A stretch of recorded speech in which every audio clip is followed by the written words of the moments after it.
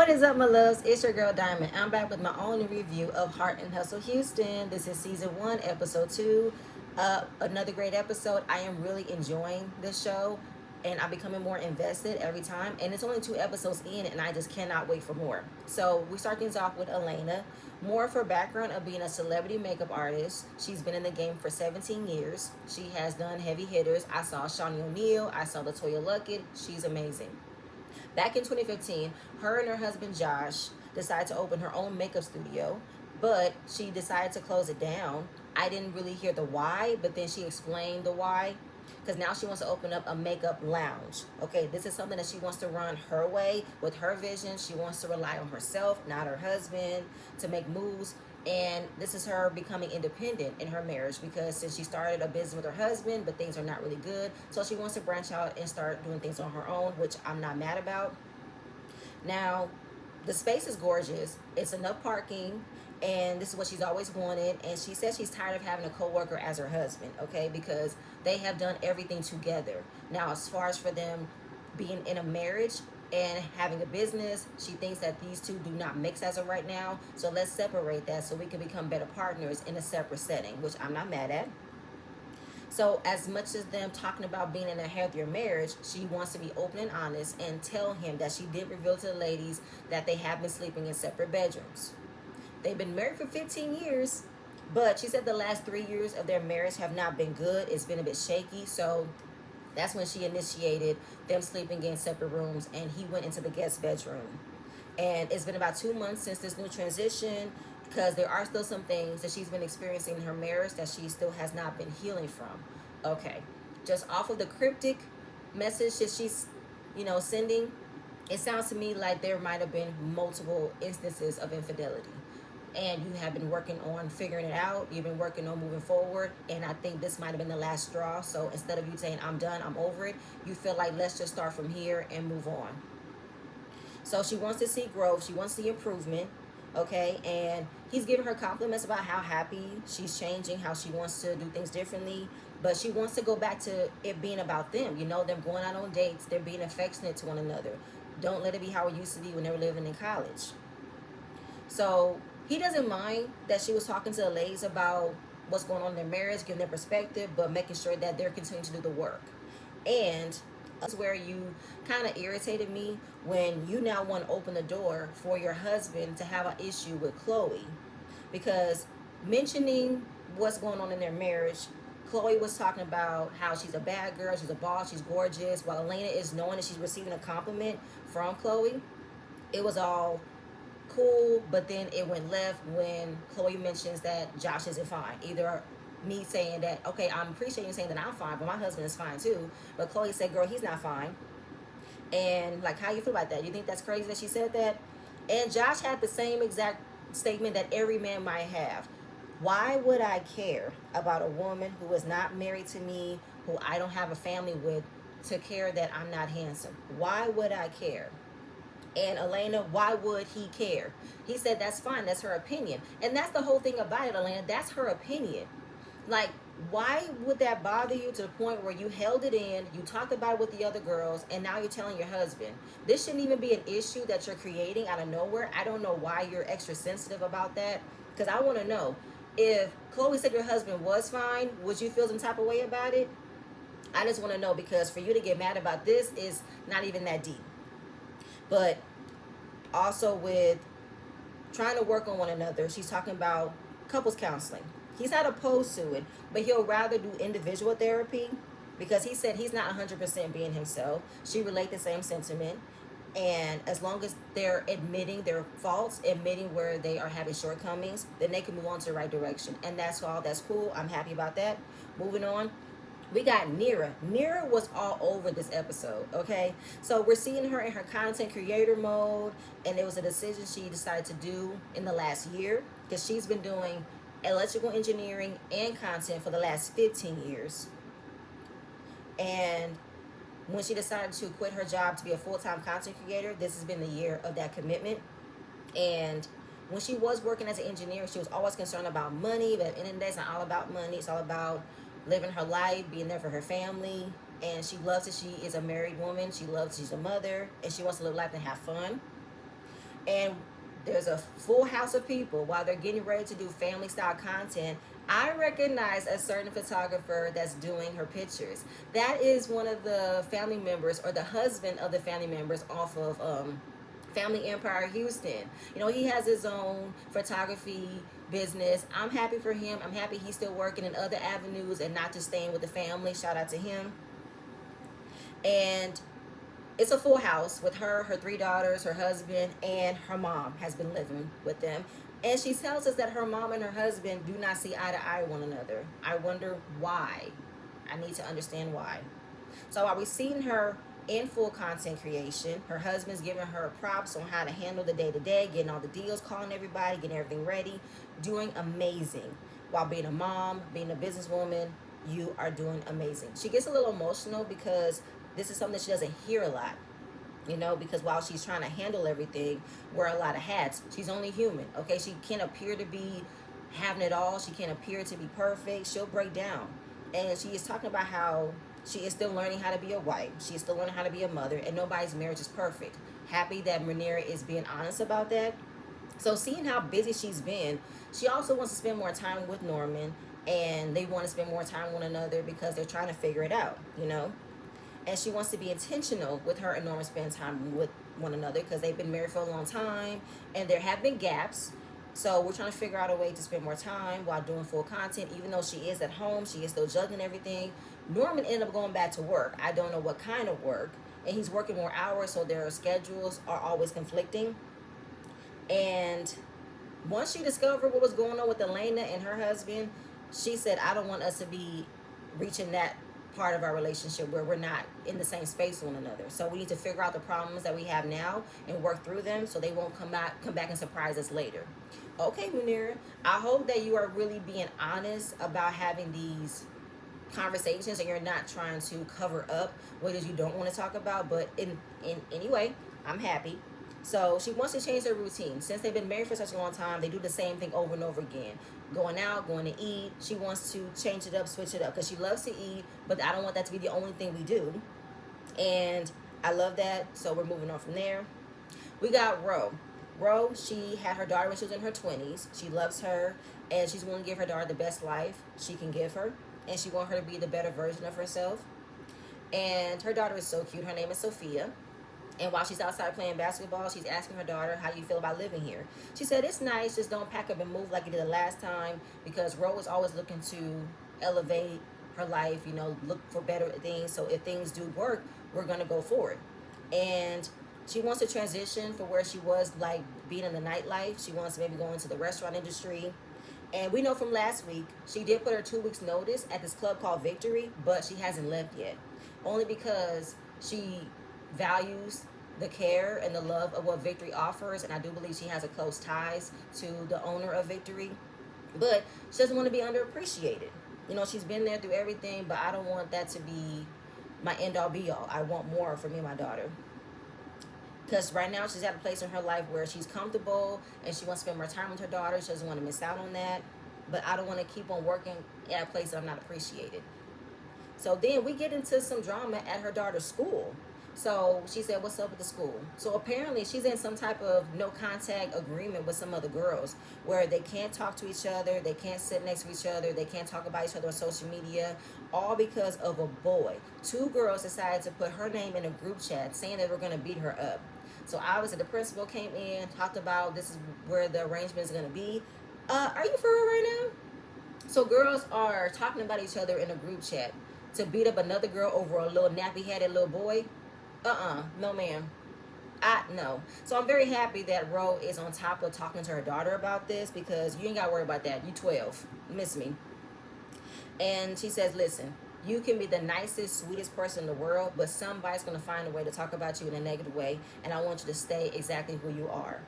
So while she's trying to balance on working and being there for her daughter as much as she can about the bully situation, I give Ro props that she is being consistent in asking her daughter how is she feeling and what she should look out for and listen.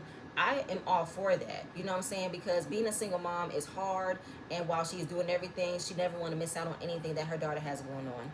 Love it, love it, love it. Moving on, we now have Nira again. So it's date night between her and Norman. This is a change of scenery. So instead of them going out to eat, they're going to a cooking class. And Norman makes a joke about finally teaching Nira how to cook because Norman is the cook of the house. And she wants to learn how to make little dishes for her man. And she is talking about wanting to relax, okay, because she's having a hard time getting to that space where she can relax and be happy. And this date night is reminding her to take a breath, okay? Everything is handled. You're okay. Just focus on where you're at with Norman right now. Then she talks about talking to her father about a week ago, but it's difficult while her mom is living with them that she has to like walk on eggshells, or she has to like talk to her father in secret and not mention her father in front of her mother. So she feels like she was put in the middle when her parents got separated because her mom holds resentment over the relationship not working out. But that does not have to be what you need to do, Nira. Listen, your mom needs to respect the fact that you still want to have a conversation with your father, still wants to have a relationship with your father. She can be mad and holding all that anger for all she wants to, but she should not make you not have a relationship with your father because she didn't like how their relationship ended. So when she opens up the possibility of Norman and her mom hanging out, because they can talk about their problems because they have some type of issue and she's not understanding why, and she's in the middle. She doesn't want to be in the middle. But I felt like that was not the right place to talk about inviting your mom out to hang out with y'all while this is probably your first date night in a while. And maybe you should get a handle on you and Norman rekindling and making moments to spend time with each other before you want to now fix another problem, because I think you're trying to fix it in one setting and it's not going to work. But he said, listen, if it's what you want to do, I'll do it for you because I want to make you happy.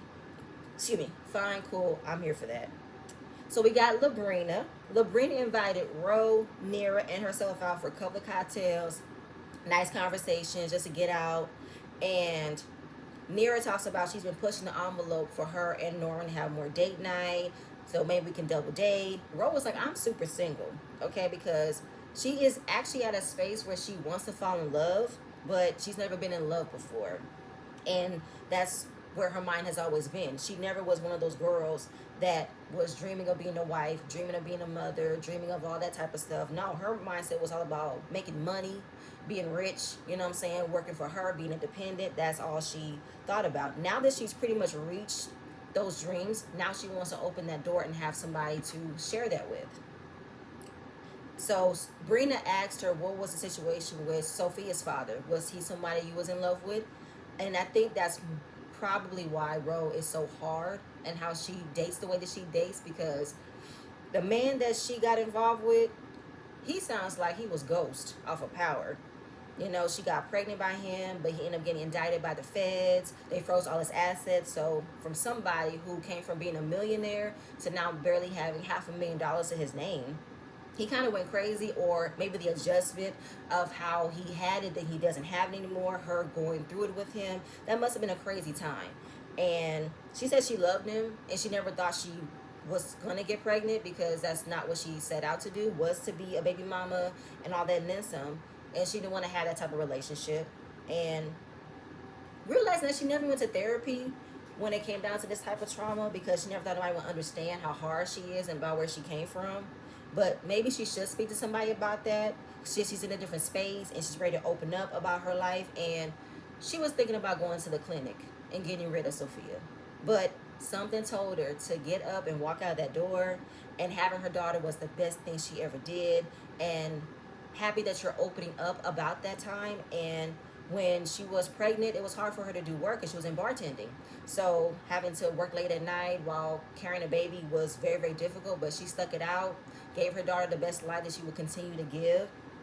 And hearing her story made me resonate with Ro even more. And I love that Nira and Brina was there for her to hear her story, giving her props about how she went through to get to this space. And you are a wonderful woman. You are an amazing mother. And she even talks about her daughter saying, my mom is a boss. My mom is a boss. I love that. And I love that these women are surrounding each other like a sisterhood should represent. You know, they hear each other out. without judgment, without criticism, without, sneery looks and acting as if what you have is better than what she has. I love that everybody has an experience, everybody has dealt with struggles in their own way, and they're just open about it. I love it, love it, love it. Moving on from there, we're back with Nira. Now she's outside talking to her mom, and her mom saying she wants to get back into dancing. Dancing used to bring her so much joy.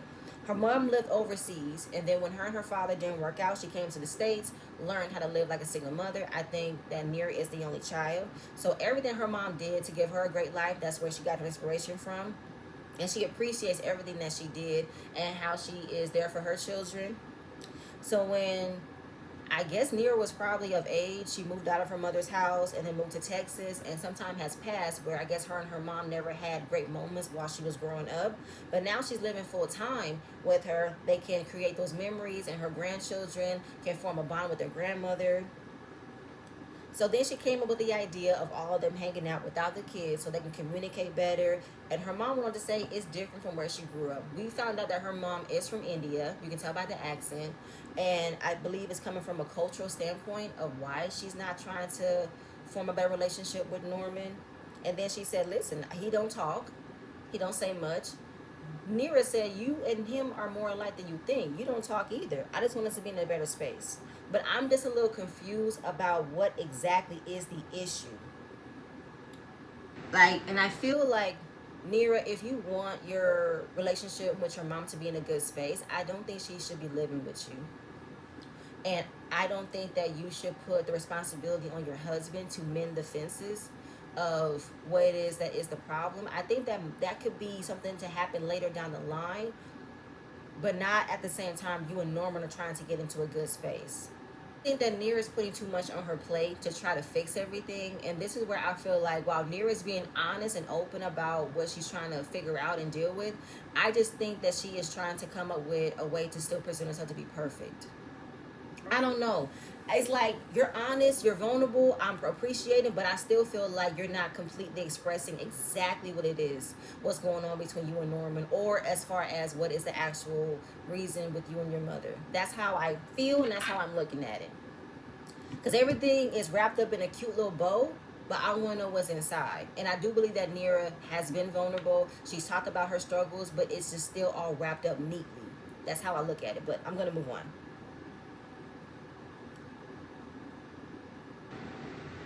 So we have Chloe. This scene really got me. So Chloe is setting up to go to her husband's gravesite, celebrating his 50th birthday. And she never thought that she would celebrate his 50th like this. Talking about he was the sweetest person ever. He never talked down about anybody.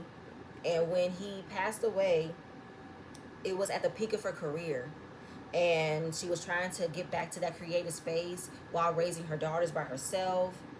And when she got to the gravesite, her daughters was helping, and just looking at the gravesite, it was such a beautiful picture. Like, and while her and her daughters were there, we did see family members coming over as well. But she was wondering where's her son Nico.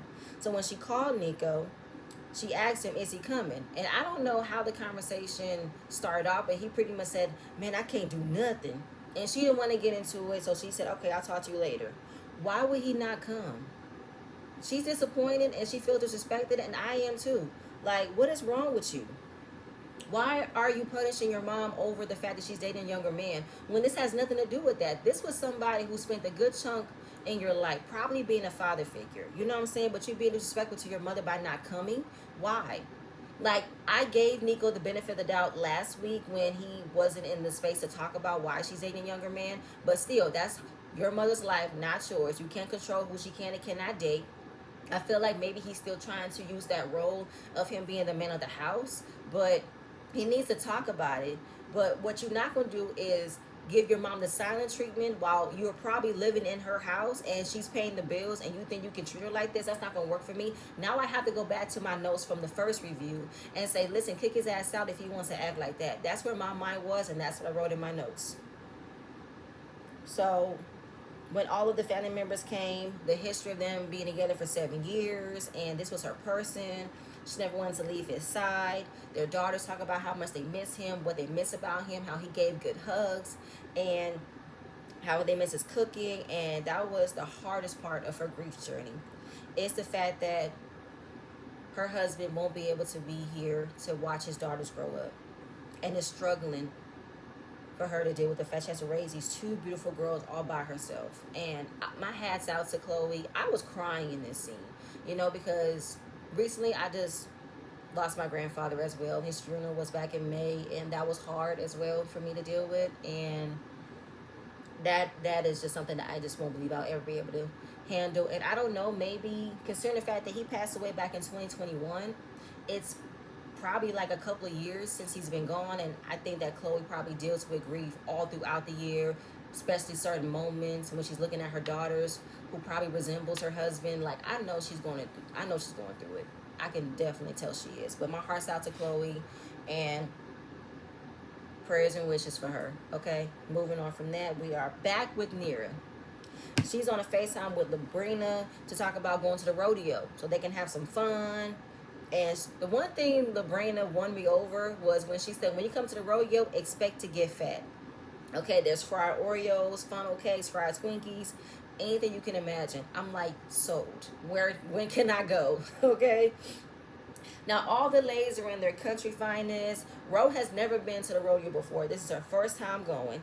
And we see the petting zoo. We see the horse races. That actually looks super, super fun. I want to go. And Ro was like, listen, I'm from the East Coast. I'm from Baltimore, Maryland. Okay, I can't do this. I don't do animals. All right, I'm too pretty for all this. So while everybody's having a good time, you see Elena in her confessional talking about while having a good time, she is still feeling some type of way about what Chloe said about her husband not being fine. And she's the type of person who has to get all out and just talk about it and move forward. I was like, Elena, this should not be this big of a deal to you. So she pulled Chloe to the side and they discuss it. And she felt like it was tasteless to say that somebody's spouse was not handsome, it wasn't cool. Chloe thought that it wouldn't have bothered her that she said it. Like, I didn't know that you felt the way about it, because this is the thing. While people who have watched the show have felt like Chloe was being a mean girl, I don't think she was. I just think that Chloe is who she says she is. She's a straight shooter. She don't hold no punches. Can she probably, do too much in her shade and everything? But I do believe that she has a good heart. I do believe that she's genuine. I don't believe that she likes to be this mean on purpose. So with you feeling a way about it, even though you've known Chloe for a long time, I just think that you should have just expressed that you are very sensitive in this space right now in your marriage, and you cannot take these type of comments. That's how I think you should have handled it from the beginning once it happened. And Chloe didn't know that she was disoffended by it, but I was with Chloe in her confessional. Obviously, you're not happy in your relationship, but that offended you. So don't blame me. And I kind of agree. Something that's bothering you about why this is making you upset has nothing to do with me. It's something that has to do with you that you're not being honest about. So they went back and forth, and Elena was telling her, how would you feel if I didn't say one of your family members wasn't fine, or if I would have said your spouse? And I feel like, Chloe had to just accept that and say, you know what, you're right. You're right. I understood what you were saying. I'm very sorry. That's not what I wanted to do. And then Chloe did what she always did. Went over the top by saying, listen, her husband is fine. Y'all, Josh is the finest man in the world, okay? Listen, when she told Elena, listen, the fact that you telling me your husband is fine, I'm happy that you're saying he's fine, because he should be fine to you. And listen, because of that, you should give him some tonight if he's so fine to you. I was like, come on, Chloe. Give her that, okay? Like, I don't think that Chloe thought this was an issue she would have had with Elena. But you know what? It's not that deep. We're going to move on. Happy about that. And I don't know how the ladies end up splitting up, because Tori is just walking casually and somebody spots her, recognizes her, and Tori doesn't recognize this person. She said, do I know you from somewhere? Have we worked together? Are you a friend of my friend? Is it something on social media we linked up about? Who are you? And I don't know how, but when Tori said she was going to meet up with her friends, the girl tagged along and followed her. When she got back with the lady, she still cannot put a name with the face. And everybody was like, Harper, who's this woman? So when she introduced herself to the group, she said, my name is Shaniqua. And Tori recognized her name, but she still couldn't recognize where exactly that she met her from. And of course, the ladies were welcoming. They were talking to her, and they were like, hi, where you from? She's not from Houston. She's from New York. And her and Chloe were just talking about how she likes older men. Chloe likes them young. her type is older men with money. Chloe said, listen, these young folks got money too. I can teach you some things. And it was just so awkward. And just like, was this for real? If this woman just happens to pop in and be involved in this scene out of nowhere, it's like, okay. So Shaniqua leaves. So Tori and Chloe go to the bar, and Chloe tells Tori about her recent conversation with Elena, and it was her confronting her about saying Josh isn't fine. And Chloe did not even think that she was going to be met with that, because she didn't think that Elena felt the way about it, because you should have told me how you felt when I said it, and now you're telling me. And I was like, okay, listen, while I never thought it was offensive toward her, I apologize. And I'm thinking this is so light. I don't think that I should let this be a big deal, because it's not a big deal to me. And I have other things to worry about. So it's all good. We're cool. Because Tori was like, you can't be speaking on other people's men like that. Okay, well, if he's not fine to me, he's not fine to me. That's my opinion. Like, I don't understand how having an opinion could be something that's so bad. Like, why are we sensitive about opinions? You have one, so does everybody. Like, everybody has opinions about why Chloe shouldn't date a younger man. Like, make that make sense. You see what I'm saying? So, while we're letting go and moving forward, Tori decides to be messy. And Tori, I hope that this does not get dragged out, and that I hope you clean it up and fix it and explain yourself, because I don't like this. So, Tori mentioned the conversation that Elena had with her when she went over to her house. And Elena said that you couldn't even pull a man like Josh. Chloe was like, what? That what she said? Yeah, she said that you can never pull the type of caliber of man she can pull, and that's Josh. Chloe was like, but I don't want a man like Josh. And why would she ever think that I can't pull a man like him when I don't want to? And this is something that happened after the soft opening. Time has been spent since she went over to Tori's house. I haven't said nothing since then. Chloe is ambushed with this new information, because she didn't know that Elena felt this way about it after that. And then you coming at me, confronting me, but you didn't tell me that you were talking about it with other people and not saying nothing to me. So, okay, so I guess we really do got an issue.